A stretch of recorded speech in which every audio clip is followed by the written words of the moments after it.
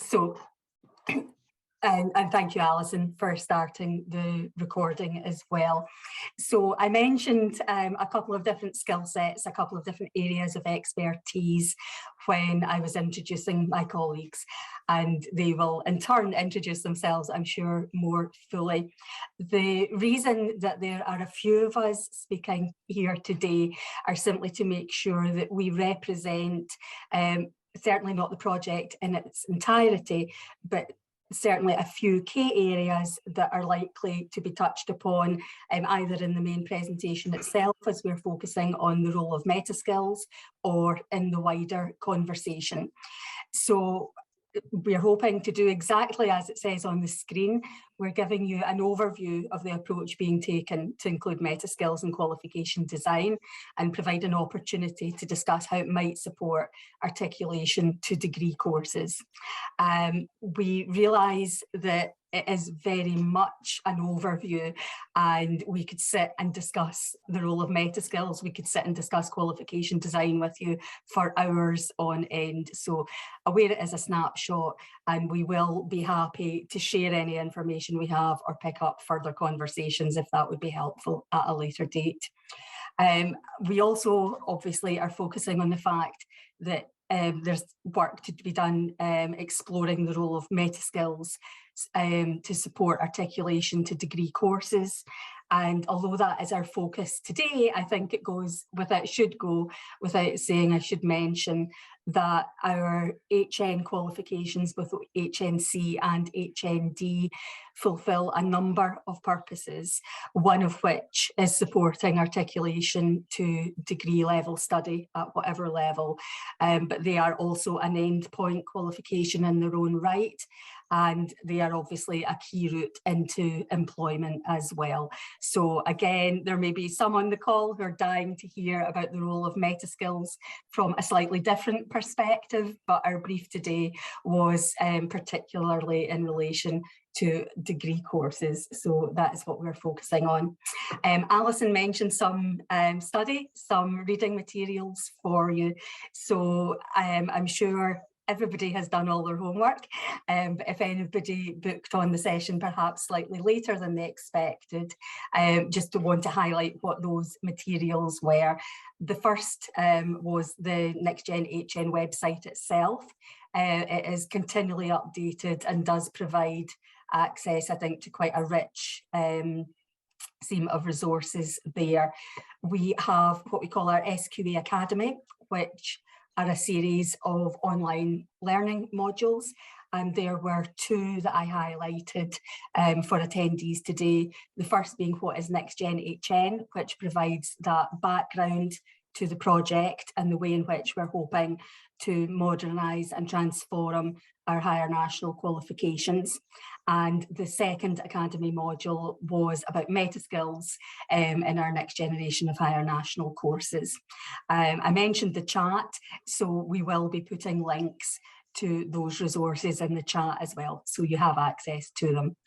I started by saying that Leanne may be the person that you're here to hear from today, and I'm certainly the least important person on the call today. I came along really because I want to hear the conversation for myself as well. So with no further to do, I'm going to stop talking. I'm going to sit back and listen and enjoy the rest of the session. I'm going to hand over now to David McShane for an overview of our articulation, progression and grading work. Thank you very much. And there's the slide I'll be just talking through, just the one. I'll be really quick because as Val's built up, she said, Leanne's the person you're here to talk to. That's great. I feel wonderful about that. But anyway, I'll get over it. Excuse a bit of a cough as well. I just want to put a bit of context into where we are with this project in terms of articulation, progression and grading. A few of the highlights we've drawn out there, and I'll put a wee bit of meat around the bones to give you an idea where we're coming from, and then we move on to the meta skills part of this. But I'll be around as well should there be any questions or discussion throughout the rest of the session. So the first item there, the qualification document, that mightn't sound very earth-shattering, but it took us a while to get something that was useful and welcomed by the universities and the courses that we're progressing into, to make sure that everybody knew that what the content really was. So we published them For all the qualifications that are piloting at the moment, they're an overview. They draw on the course aims, the knowledge and the skills from all the units, and approaches to meta skills and approaches to whole grading as well. So these documents will be of interest to stakeholders across the further and higher education sectors, and they are for reference only during this year of the pilot delivery. But we do find they've been very welcomed because it does help match up for articulation purposes. A grading approach, that's an area people have a great interest in, because obviously it's very difficult to manage articulation if you don't know what to expect from the incoming students and the host university doesn't know what the level of academic input is, for instance. So there's a new approach to grading, overall qualification grading. Prior to this, there'd been a graded unit, which was maybe 1 or 2 units within the HNC or HND, but now it's throughout the qualification, there's a more holistic approach to it. Now, the grading model has not been landed on yet because this is a pilot. So the grading models that show the grading statements are achieved with merit, and achieved with distinction. We explain the 3 different ones that are used in pilot schemes at the moment, and they are all available on the website and the grading process document, which illustrates all those a lot clearer. So to get a better grips on that, have a look at some of the materials that we are linked to, and also be assured that there is a research and policy manager, Andrew, who's been appointed specifically to look at the grading approaches moving forward. So we always try and speak to our partners and give as much information to our partners as we possibly can. And one of the ways we did this recently was the higher education institutions showcase events. So we ran a series of them. They were aimed at those new to NextGen or those who wanted a bit more interest on their own subject area rather than the generic approach that we've been taking out to the sector. So as well as some excellent conversations over the content and form at subject level, more generic topics emerged, and this is what gives us our kind of guidance moving forward. So feedback to date within the sector has focused on a variety of topics, including grading, national articulation, and meta skills. So these issues have been explored with the sector through a number of engagements throughout the past 18 months, and will continue to do so. We contacted all the attendees after the showcase events with a reminder about engaging with their partners, be they FE or HE, aligning admission procedures with new grading models, and to basically just stay in touch and talk to us and see if we can move on this together. So one of our, one of our most important governance organs, if you like, is our advisory group. We've recently changed the remit of the Articulation and Progression Stakeholder Working Group to become the Articulation, Progression and Grading Advisory Group. So at the start of the project, the Stakeholder Working Group was there to engage with all our external stakeholders. It was chaired by a senior figure from higher education, and the group contains a mixture of SQA staff and representatives from college, employers, universities, etc. So with the addition of grading to this area of the project, we've recently changed the remit, as I say, to become Articulation, Progression and Grading Advisory Group. So the remit of the group continues to ensure that all NextGen HN qualifications enable pathways for articulation and progression, and additionally will account for new approaches to grading. The group meets quarterly, offers advice, guidance and feedback to the separate working groups that are in that area as well, the articulation, progression and the grading.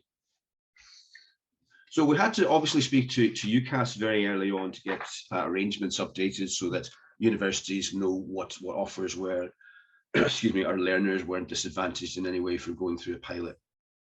And as part of that wider engagement then, there's been dialogue with UCAS over the last 12 months to ensure that articulation routes from NextGen are as smooth as possible. So arrangements are now in place to input grade predictions for NextGen in the UCAS advisor portal. So when entering predicted grades, learners and therefore advisors can do so aligned to the NextGen grading model by choosing either P for achieved, M for merit, or D for distinction. We're currently developing the arrangements for the resulting process with UCAS, and we'll share further details on these in due course.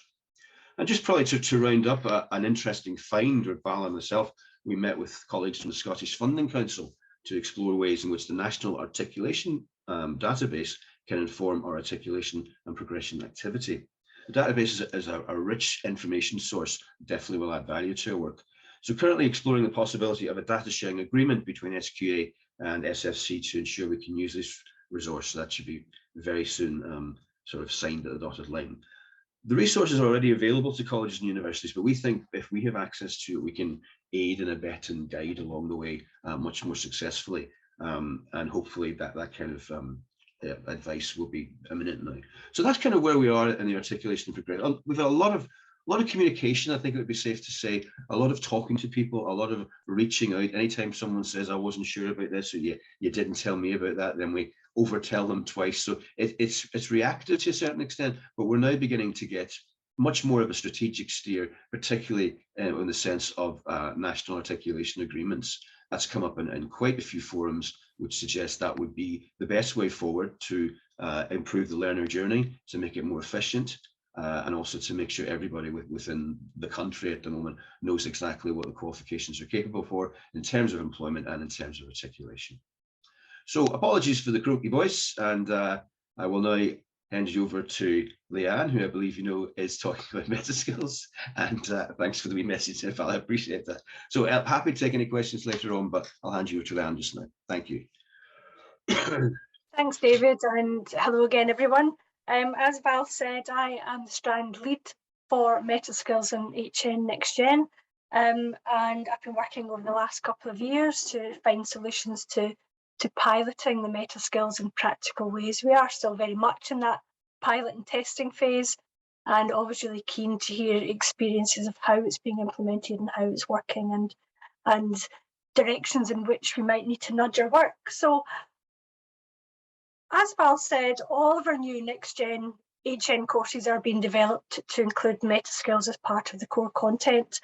So what I'm going to do over the next couple of slides is to outline how we are going about this, leading to discussion of how you might consider evidence of meta skills development as part of RPL assessments and decisions. And I hope there's plenty of scope for really interesting discussion. Can I just ask my colleagues to man the chat, which seems to be a call to arms? I can't see, I don't think if people have their hands up, because I'm not one of the organisers on today. Rather, I'm just a guest. So if you have a point to make and you're not being seen with your hand up, just call out and let us know. Okay, meta skills then. Like graduate attributes, meta skills and similar models have been described in a number of ways. But I think at the core of each is the idea that they're human skills that we need to adapt and perform well in whatever we do and regardless of context. I think that in perhaps more straightforward terms, we can think of meta skills as in a generic framework connected to concepts and definitions that we've long been familiar with, such as core, soft, 21st century skills, skills for learning, life and work, and so on. And quite importantly for this model that we're using, they extend beyond functional skills such as communication and numeracy to include concepts such as integrity, collaboration, creativity, and so on, amongst others. There are many different meta skills models, but the one that we're using is that developed by SDS, sometimes called Skills 4.0. And this particular model is being used increasingly across education, training, and employment contexts in Scotland. It lists 12 meta skills grouped under the three headings of self-management, social intelligence, and innovation, as you have displayed here. Now, obviously, the skills aren't new. We've always needed them to adapt and to thrive, but they've been brought together under the banner of meta skills and defined in these ways to try and provide a consistent framework that can support shared awareness and shared approaches to learning and development across the system. And a first observation that's often made in response to the model is that clearly there are many interrelationships and dependencies between these skills. And for us as educators, that might be challenging for making assessment judgments, for example. That can be true, of course, if we're trying to assess individual skills, but we're not doing that. And a wee bit more about that in a moment. So although we have these three distinct categories, along with associated skills and sub-skills, I think it's better from the outset to view the model holistically as a framework to guide and understand self-development, rather than as a list of skills to be ticked off as achieved in some way or observed, for example. Next slide, please, Jordan. So we have a number of aims in including this new aspect to HNs. We want to enable students to graduate from their course not only with their vocational skills, knowledge, understanding that their target education or career pathway demands, but also with the meta skills to effectively apply these. We want to support students to reflect, to develop reflective knowledge and understanding of their skills and how they might be enhanced and adapted in future contexts and in future careers. And linked to that is the aim to provide students with opportunities for skills development, which they will be able to articulate, very importantly. And that can be articulate in the sense of taking forward to the next stage of their educational career, of course, but also literally articulate to employers, to higher education establishments and so on. Employers, as you know, regularly speak of the need for graduates to have effective workplace skills as well as their technical and professional knowledge. So we hope that by undertaking an active, individualised development journey, students will have a good awareness of the meta skills that they've enhanced and that they can link these to course activity and employer criteria. The approach we're taking is to integrate meta skills right across any NextGen course. They're most meaningful in context and in project-based learning, using locally agreed and shared definitions to inform development. So we made the decision that there would be no standalone meta skills unit, AHN, and that there would be no hidden embedding of the skills in the units. We know from experience that learners might be less likely to recognise the nature and relevance of the skills they're developing using these approaches, in that they may get credit for developing particular skills, but not be quite sure what those skills are or how they would go about leveraging them in future contexts. So instead, every single unit specification in our courses will signpost opportunities to actively integrate meta skills, and practitioners can use this signposting to plan learning and teaching activities that support their learners to recognise and develop their meta skills on a focused, individualised basis.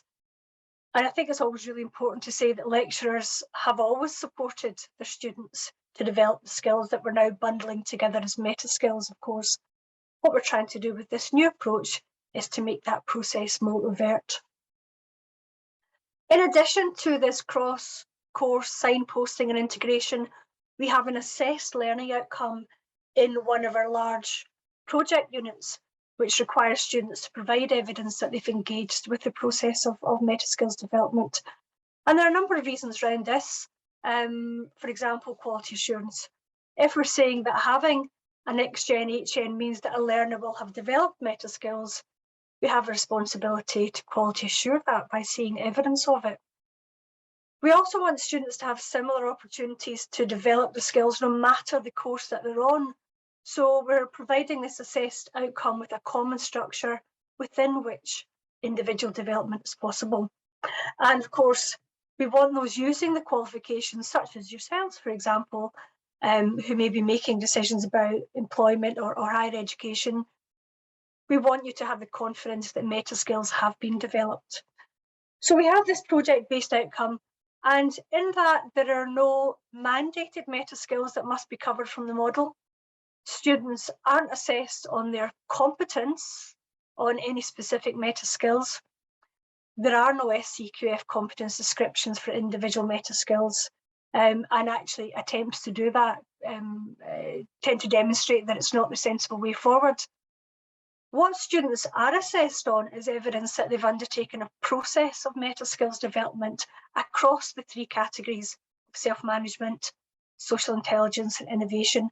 And that process includes self-assessment, goal and action planning, implementing planned strategies and activities to develop meta skills, and reflective practice. And I'll say a little bit more about that in a moment and about what we expect from that process.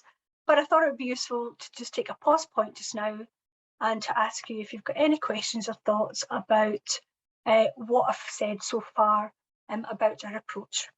Jordan, if you want to go. if you want to go on to the next slide. Okay, so from the ways in which we're including meta skills, we expect students to overtake or to acquire or to have the following experiences. They should have understanding of meta skills, so what they are as described in the terms of the 4.0, but more importantly, what they mean at a local level to their target education pathway, to their target career, and to themselves.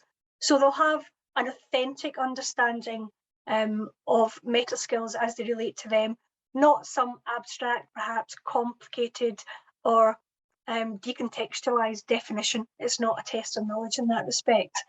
They should have an understanding of the importance of developing meta skills for their employment, for their education, for themselves, and of the relevance to their target education. And of course, that it's all bound up in one. The localised definitions will cover all of these things and so on. Students will spend quite a lot of time on activities to understand themselves. So their strengths and weaknesses, their preferences, their particular interests. We really stress that this is not a deficit model. It's not a case of focusing or finding out about what you're not so good at.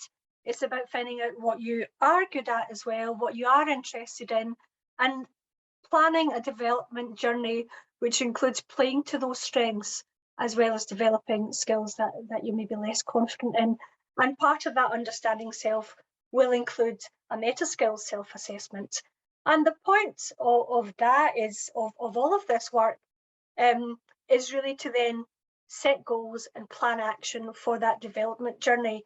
I've said here clear, measurable and achievable goals. I'm always a wee bit reluctant to say that because meta skills development does not begin and end at fixed points. So perhaps SMART goals aren't the right way for all students to go about it, but setting meta skills related goals, setting creating an action plan for experimenting with behaviours, for example, for completing activities with support from lecturers that will help them to develop those goals and against which they can measure their progress.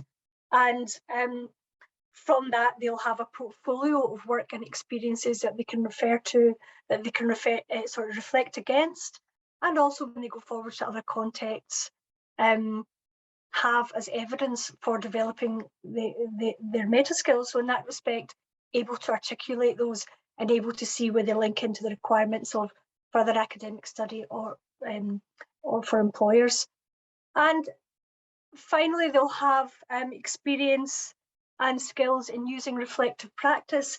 And I guess this is where the step up is at SCQF levels 7 and 8. It's more than simple evaluation. So a level 4 student might say, I have got better at working with others, and may give 1 or 2 examples. We would expect at SCQF levels 7 and 8 for time and effort to be regularly built into reflective practice, for there to be a range of ways to do that. So reflecting on experience, on action, in action,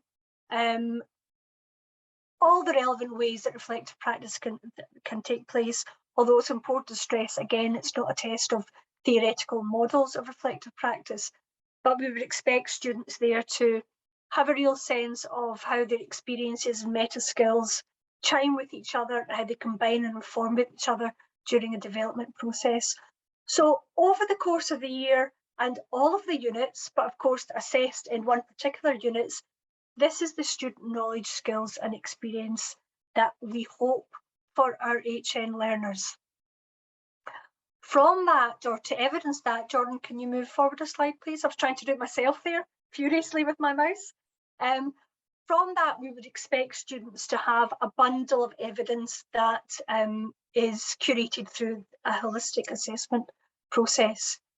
And important in that evidence, there's no requirement to provide evidence of every single meta skill.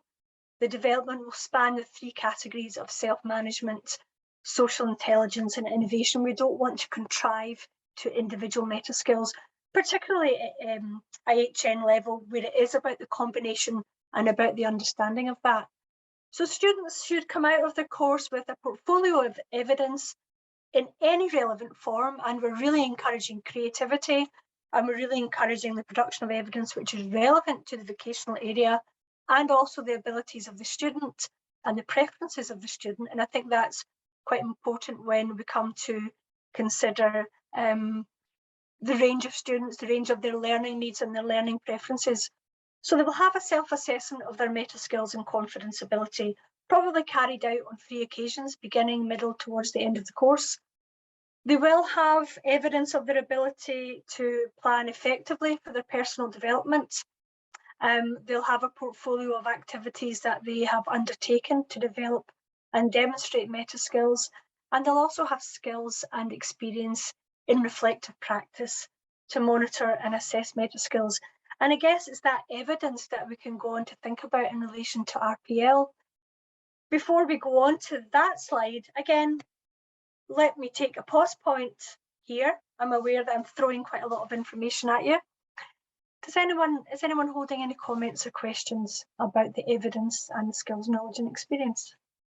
Okay, thanks, Jordan. We'll go on to the next slide, please. Okay, so with all that in mind, I know I've given you, well, I hope I've given you a good flavour without overloading you with information. Really, the focus of this session is to think about to what extent might you consider the evidence of meta skills in your RPL assessment work. And what I've done here to try and support that discussion is to give you some extracts from the framework and how that might link to the experience that our students will have by undertaking a process of meta skills development in the next gen. So the RPL framework is recognising the broad range of learning. Meta skills is drawing on that broad range from the course and from other contexts. RPL involves reflection, learning associated with reflection, and certainly our reflective practice requirements very much linked to that. In terms of formative recognition for RPL, that can link to things like confidence building and so on and so on. I'm not going to read through that for you, but our meta skills also provides a framework for personal development, confidence building, and a journey contextualised to the target vocation. And RPL for credit, perhaps when I was thinking about this, might be a little bit more difficult to more easily map, but we can think about what David was saying about our grading decisions, and engagement with the meta skills process is commonly included in grading decisions that might contribute towards the entry decisions and advanced standing offers. So over to you, really. What are your thoughts? To what extent do you envisage seeing using meta skills as part of RPL assessment? And it might be useful if there's anyone there who amongst you who's already doing this sort of work to share that experience, and we will take our discussion from there. So I think we'll leave this slide up just for a moment, and then we'll come back to the full gallery and take advantage of that view. So I'll give you just a moment to read through those.